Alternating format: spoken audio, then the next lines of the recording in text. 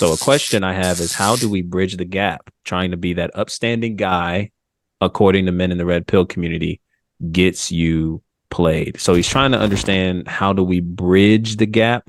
By bridge the gap, do you mean like for men that are, men of God compared to men of like red pill community? Like, how do we bridge that gap and have that conversation, lead others to learn how to be men of God? Is that kind of where you're going? Maybe you get it more than I do. What do you hear in that, PD? If I'm hearing what he's saying, though, he's saying that the red pill is pushing this ideology that, hey, this is how this goes, and men are following this pattern.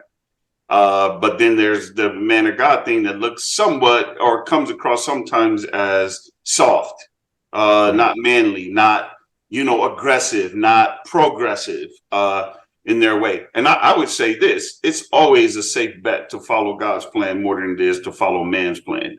God's proof, God's track record, God's history will always be played out so much better in any way, shape, or form than the way that men see it. And let me say this to you: you can, in fact, be played by anyone. Because I want to toss this in here. To truly love somebody, okay, I cannot stress this enough. To truly love somebody, you will always be vulnerable to them having the possibility of hurting you more deeply than anybody else in your life. I cannot tell you that enough. And if you're unwilling to take that risk, which goes back to what you said earlier, great, about fear. Most people are fearful, and because they're fearful, here's what happens. What happens is they spend their time trying to figure out ways to navigate something that requires true authenticity and vulnerability.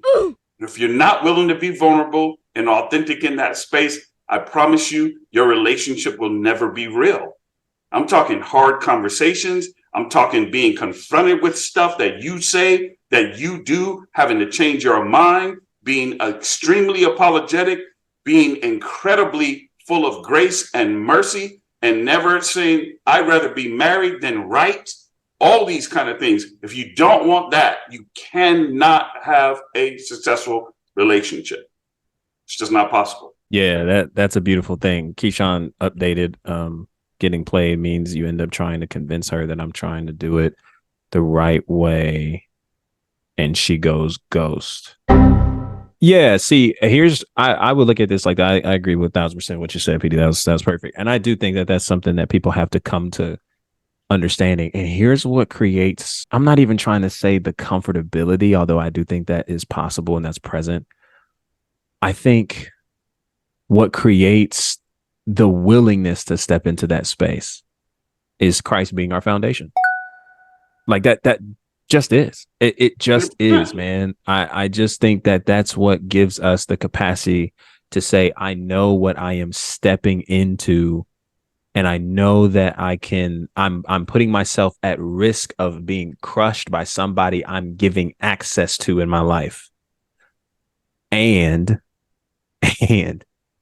I'm trusting that not only is God present here, and that I have done the due diligence in pursuing him to get here, but I'm also trusting, based on what I see in this person, that they have done it too. Yep. Because I see Christ in their life. I see what they value most. I see that. And so we're coming together again on matching values. That's what uplifts this and allows this to breathe and allows us to connect and actually be able to not walk on eggshells in this relationship, but enjoy this relationship. And work through those fears. I think there's something that Jackie Hill Perry posted the other day. They did a podcast on marriage with another couple. And this is something that I have reiterated maybe in a different matter. You got to look at healthy relationships will bring out triggers in you. I just want you to know that healthy relationships will bring out the things that you thought you were over until you encountered somebody who's moving not in an identical fashion that hurt you, but in a way in which you thought you couldn't get because of that hurt that happened. It's not it's not the end of the world, nor is it completely destructive when those things come about, all depending on your perspective. If you look at it as an opportunity to approach and to bring to Jesus and say, Lord, this is something that has been revealed to me by way of being connected to this person. And I know it's not because of them, it's because of what's happened to me. That still reveals that I need some work and some healing in this.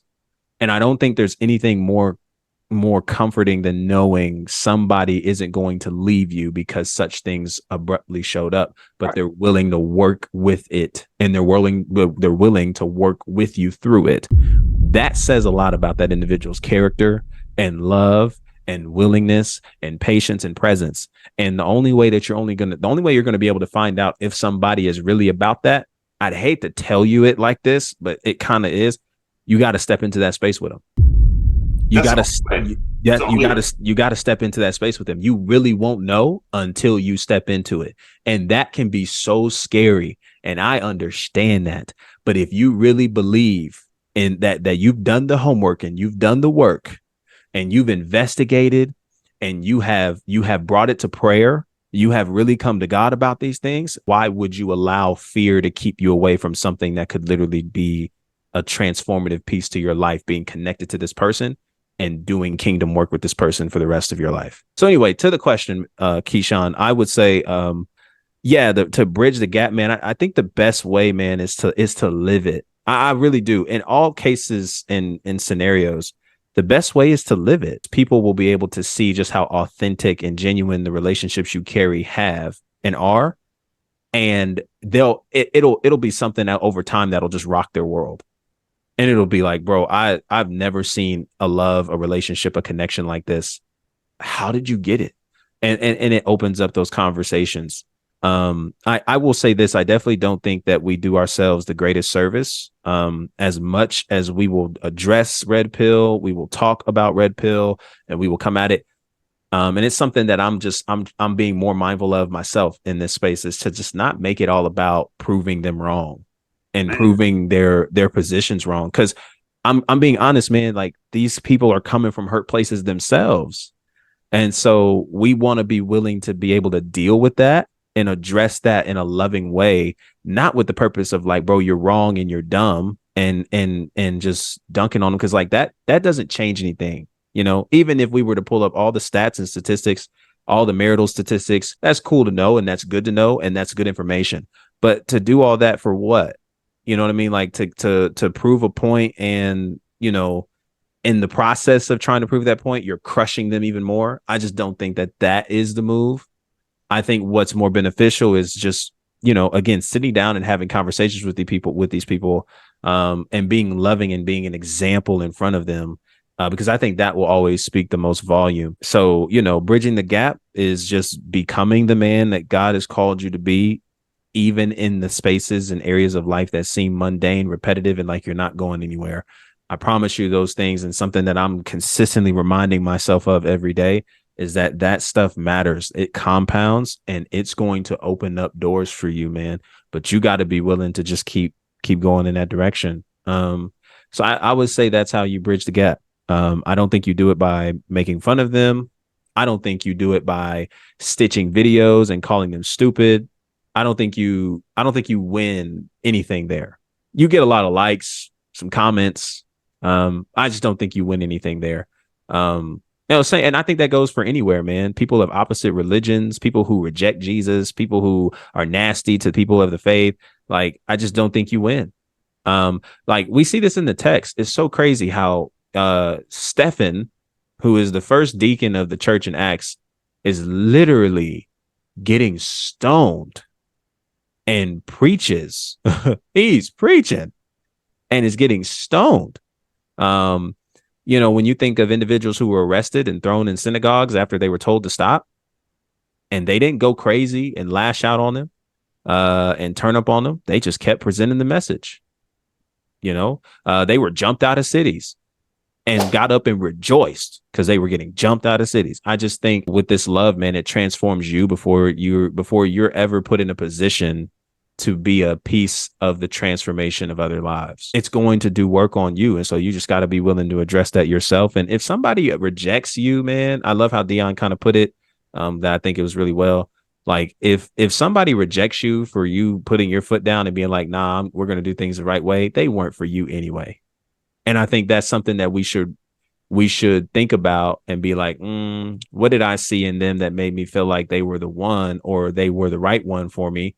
And what adjustment do I think I need to make to where that isn't something that I keep bringing into my life where I'm, conflating or missing some signs, you know?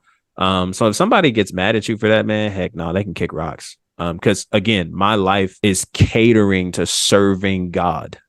I just said this in another video, bro. Setting our temperature is massive.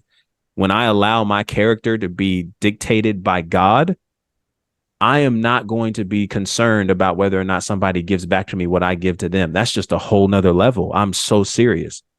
I'm so serious. And it's something to grow in. I'm not saying it happens in the snap of a finger, but you grow into that space. You're like, bro, I don't need you to return to me what I'm giving to you in order for what I'm giving to be authentic and meaningful and genuine, and for me to still be a man of character and integrity and honor you wherever you are. And if you don't give it to me, I just know that that's not something I can expect for you to give. And so maybe I do need to reconsider and move on someplace else to where somebody can actually give that to me. But if it's somebody that actually, hey, you know what? They again, in a relationship space, there just needs to be some more patience, some more willingness, some more understanding.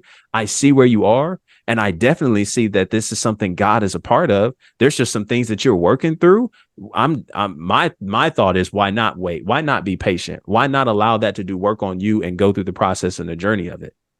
So you got to carry an eternal perspective behind these things. And just like that, this video has come to the end, but don't worry, your boys got more. Subscribe, like this video, share it with a friend, and definitely check out the channel to learn more about how you can build healthy, happy, whole, and biblical relationships. I'll see you over there. Peace.